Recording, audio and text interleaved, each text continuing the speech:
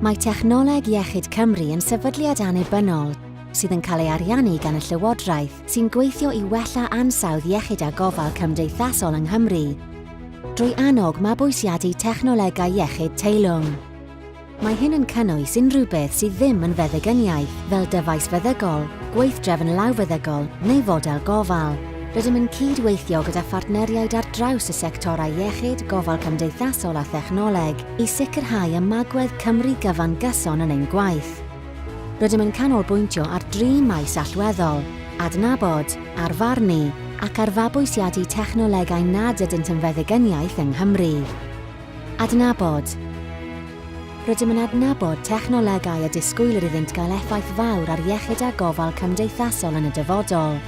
Rydym yn cefnogi arloesi a datblygu technolegau newydd yng Nghymru hefyd. Arfarnu.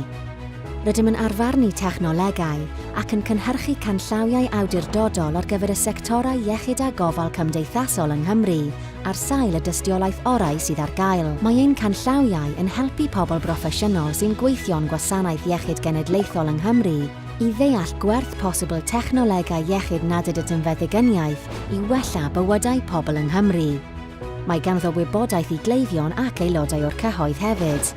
Mabwysiadu.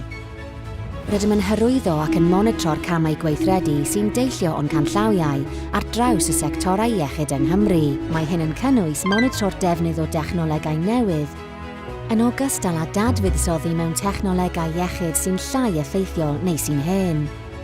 Technoleg iechyd Cymru. Deall gwerth, optimeiddio defnydd. Gallwch ddarganfod mwy yn healthtechnology.wales.